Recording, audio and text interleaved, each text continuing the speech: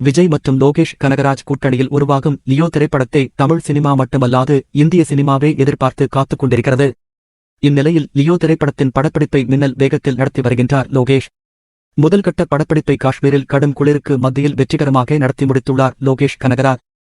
காஷ்மீரில் 60 நாட்கள் படப்பிடிப்பு நடந்தது. அடுத்த கட்ட படப்பிடிப்பு விரைவில் சென்னையில் துவங்கவுள்ளது. இந்நிலையில் விருது விழா நிகழ்ச்சி ஒன்றில் கலந்து கொண்ட இயக்குனர் லோகேஷ் கனகராஜ் தளபதி ரசிகர்கள் மகிழ்ச்சி அடையும் வகையில் லியோ குறித்த அப்டேட் கொடுத்திருக்கிறார். முன்னதாக வெளியான லியோ ப்ரோமோவில் பிளடி ஸ்வீட் என்பார் விஜய்.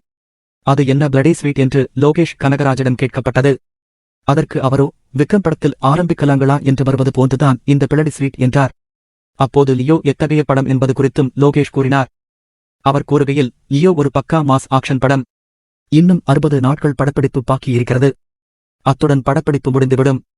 திட்டமிட்டபடி அக்டோபர் 19ஆம் தேதி படத்தை ரிலீஸ் செய்வோம் என்றார். பக்கா மாஸ் ஆக்ஷன் படம் என்று லோகேஷ் கனகராஜ் கூறியதை கேட்டு விஜய் ரசிகர்கள் இருக்கு, சிறப்பான தரமான சம்பவம் இருக்கு என்று கொண்டாடி வருகின்றனர். தளபதியின் திருவிழாவை கொண்டாட தயாராகுங்கள் என சமூக வலைதளங்களில் சந்தோஷமாக தெரிவித்துக் கொண்டிருக்கிறார்கள். சூப்பர் அப்டேட் கொடுத்த லோகேஷுக்கு நன்றி என்றும் கூறியுள்ளனர். இந்நிலையில் லியோ திரைப்படம் எல்சியுவா இல்லையா என்ற கேள்வி ரசிகர்கள் மத்தியில் இருந்து வருகின்றது. ஒரு சிலர் இது ஒரு புது கதை என்கின்றனர், மற்றும் சிலர் லியோ கண்டிப்பாக எல்சிதான் என்கின்றனர். ஆனால் உண்மை என்ன என்பது படக்குழுவுக்கு மட்டுமே தெரிந்த விஷயமாகும்.